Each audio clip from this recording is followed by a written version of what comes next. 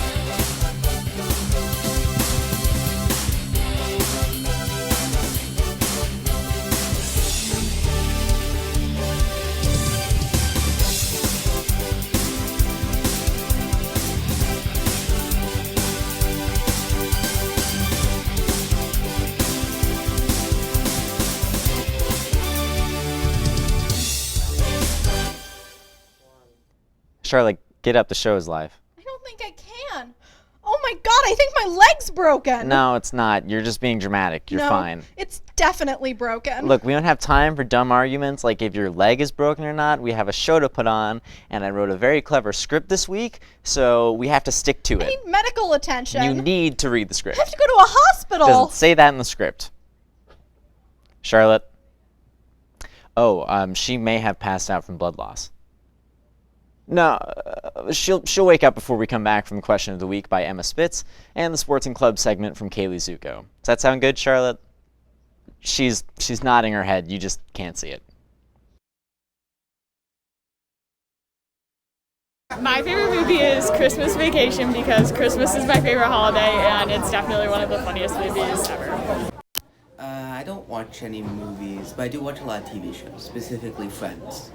Alright, my favorite movie is The Shining, released in 1980, directed by Stanley Kubrick and written by Stephen King. The reason why I like The Shining is because of the character of Jack Torrance. I have a couple. Remind me to go to American Beauty because Kevin Spacey's good, and I like the character of Lester and how he's dealing with with having wasted his life on like suburbia. Yes, it's a good movie. That's all. Hello, yeah, I'm on. What's up? My favorite movie is Hayao Miyazaki's Spirited Away because it's really cool, dope story, dope vibe, dope dope design, dope art direction, dope soundtrack, dope movie. My favorite movie is Monsters University, not Inc., the prequel, because it's better and it's good and I really like it. My favorite, specifically Halloween movie, is the movie Halloween from the 80s, because my mom and I watched it for the first time. It was the first horror movie I ever saw when I was 9, and yeah, I've just grown up on it. My favorite movie is probably The Princess Bride. Because so good. Wait, can I have one? It was my whole childhood. Stop taking it all. That's why.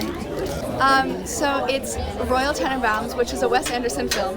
It's like really sad and there's like a suicide attempt in it, but it's really emotional and I love it because it makes me cry. Yeah, my name is Nick Barberi. I did it last year, my freshman year, and this will be my second year doing it. We do it every Thursday from 3 to 4:15, and we warm up for the first 15 minutes and then just go straight into singing whatever piece we want to practice.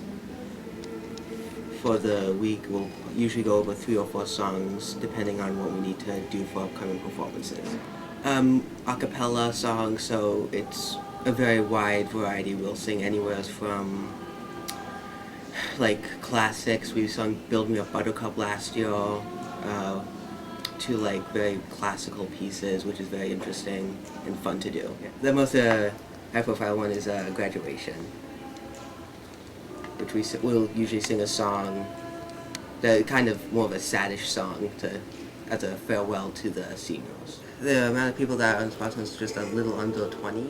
There are 4 boys and the rest are females, so it is quite divided, and sometimes it's not equal, but somehow the guys are strong enough to stay and sometimes overpower the females. The amount of males versus the amount of females does not affect the songs that are chosen. Ms. Wickford knows that we're strong enough that we can keep up the bass or tenor part, and we will do a song no matter what. And somehow it comes out pretty good. My name is Cecilia Bedpath. I am in 12th grade. Since sophomore year. Yes, I do. It's really fun. We sing, let's see, there's some pop. We sing some jazz. Well, when we perform at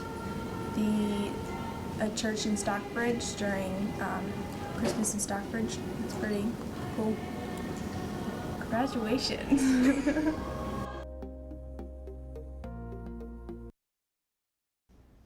Well, those were some Are great... we back yet? Yes, we're back. Oh, I couldn't see down here. Yes, for those of you just joining us, Charlotte has tragically broken her leg. And I need to go to the hospital. Well, you've still got a show to finish, so maybe you can tough it out for like 15 more minutes. That's not too much to ask. Read the script, Charlotte. How was your weekend, Will? Oh, well, it was quite good. Thanks for asking, Charlotte. How was yours? Very exciting. Good. Yeah. Let's go to this week's news.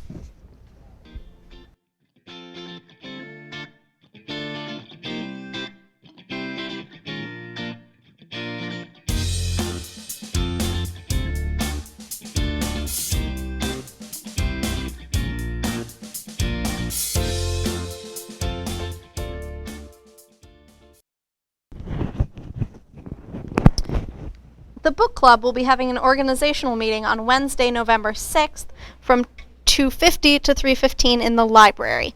If you like to read, make sure and stop by and check it out. Fall Fest production of Twelfth Night will begin its Tech Week on Thursday, November 7th. Good luck to all the actors participating, and make sure to get plenty of sleep ahead of time.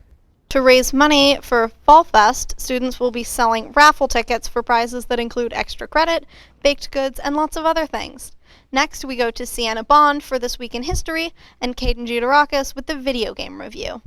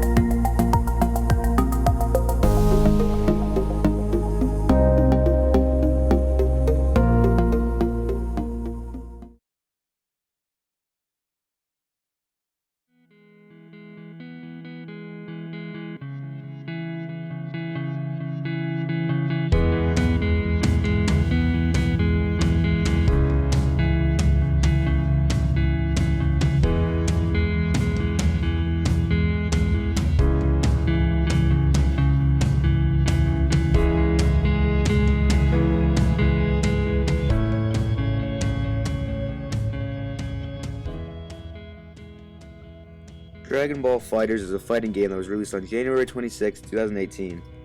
The game is based off the popular cartoon Dragon Ball Z and Dragon Ball Z Kai. There was a lot of hype around the game, especially in Japan where the show is the most popular. In the game there are 5 different game modes. My 2 favorite are Arcade and Story Mode. In Story Mode you can go through most of the story of the show with the main characters. In Arcade Mode, you can fight with any fighter in the show against any characters. It is very similar to the old arcade game Street Fighter in the way that it is presented on screen.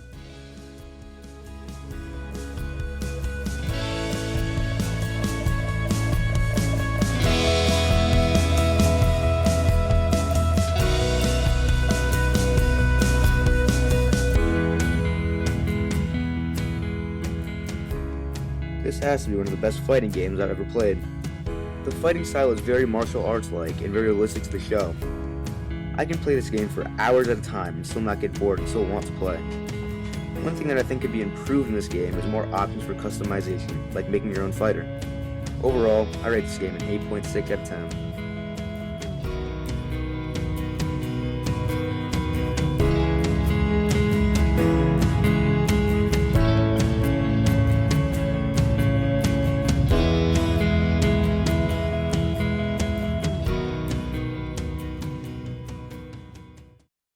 November 6th, 7th, and 8th will see the ELA MCAS retakes. So if you missed or failed the first round of MCAS, good luck this time. On Saturday, all of the cross-country runners who qualified for Western Mass will be running at Westfield at 1. Good luck to the 14 people from our school who will be competing. On Wednesday the 6th, the journalism class will be taking a field trip to Simon's Rock. The students will be gone the entire day, so if you're on the trip, please make sure to get all of your work for the classes you're missing done. Next up, we've got Kelly Couch's Teacher Challenge, then Kate Goebel's This Week in Science, and then Dylan Becker's Student Interview. Let's take a look.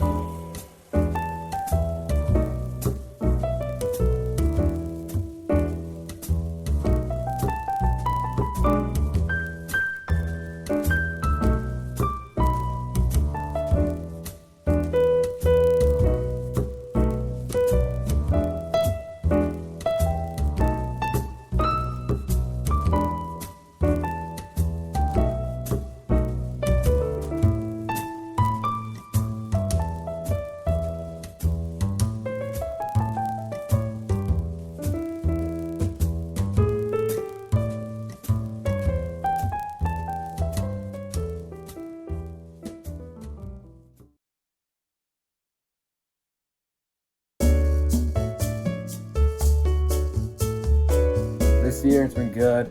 We had a pep rally last week. It was very fun. So far, I've been enjoying it more than I enjoyed it last year. Even the last year was still pretty good. So yeah. Well, when I first came in, I thought it was gonna be a lot bigger than it was. It's a pretty small school.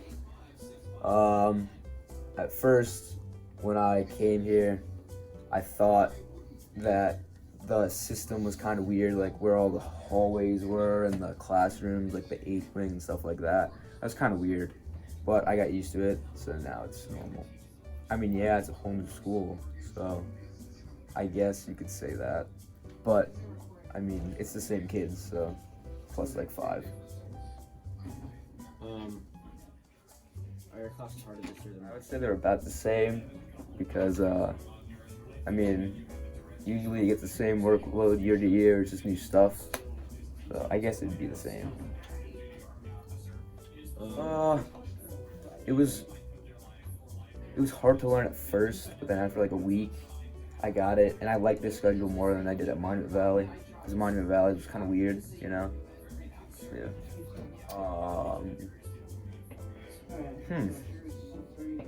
I don't really had that many hard classes. Like, I guess I'd say fact and fiction, but it's not even that hard. So, I guess you could say that, but it's not that hard of a class, you know?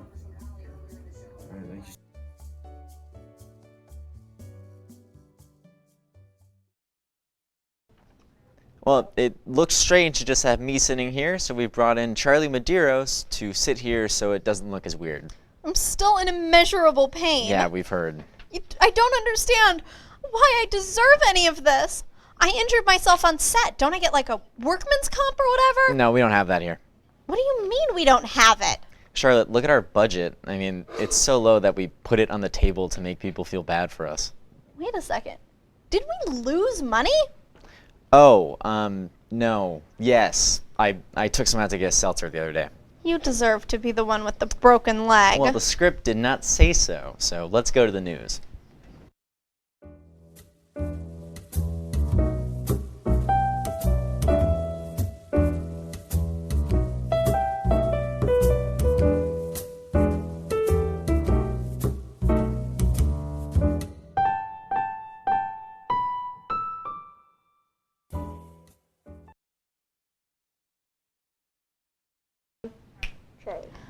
On Monday, we will be running a Tuesday schedule because on Tuesday, the students will have the day off.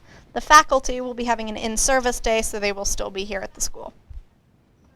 Now that fall sports are winding down, it's time to start thinking about winter sports. Monument has basketball, skiing, wrestling, and swimming in the winter, so if you're interested in joining, talk to the captains of those sports.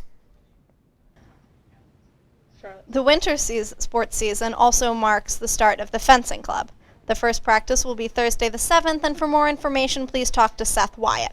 To round out the show, we've got Prem's recipes and Nick Barbieri's lunch and weather.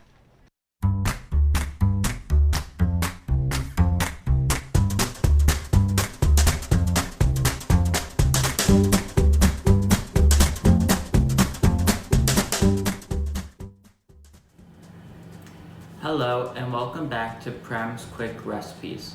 Today on this segment, I'll be making a quick microwavable pasta.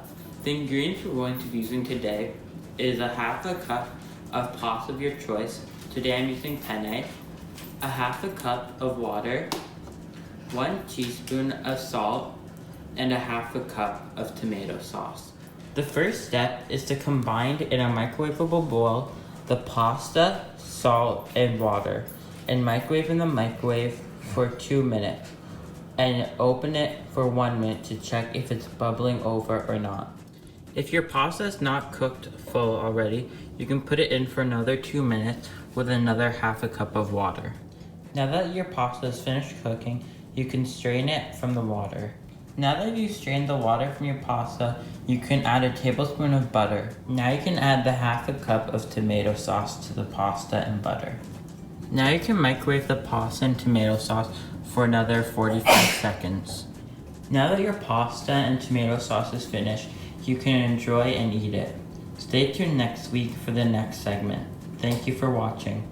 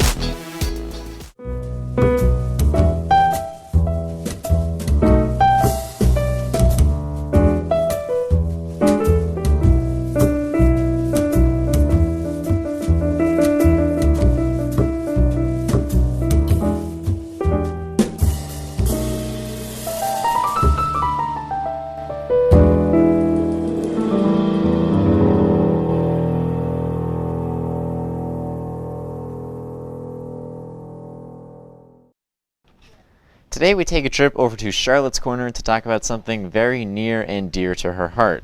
Watching British people cook. Though she still can't actually get up, we go now to Charlotte Ivy for her commentary on the newest season of the Great British Bake Off. This is correct. I'll give you a 5-second countdown as per usual. 5, 4, 3, 2, 1.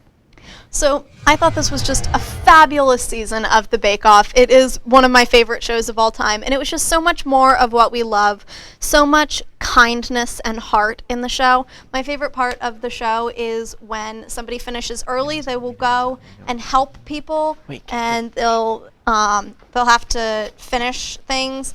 Like, they finish the things that other people are doing. They help them. It's just so beautiful and wonderful, and they're so kind to each other. This season finale was really, really beautiful. It was also really moving. Something that happened was really, really sad, but one of the girls' parents, her name was Alice, her parents were at a wedding, and her parents weren't going to be able to be at the final because their flight had been canceled. But then they were actually there, and it was really, really wonderful. I loved that so much. The whole season was beautiful. There was so much wonderful baking. I loved it. It was amazing. Wow, amazing as always, Charlotte. I mean, it sounded great. I haven't watched it myself. I feel like I may never walk again. Oh, that's the spirit. If you want to watch past episodes, you can find those at mmtv.us. You can also watch new episodes every week at the same website, Sundays at 5:30. Well, I've been Will McLaughlin. And I've been Charlotte Ivy. And this has been MMTV. Good job, everyone. Can I get my copy of RoboCop back? Wait! Did you leave that there so I would trip? Did you intentionally injure me so you could have a narrative for this week's show? Yes.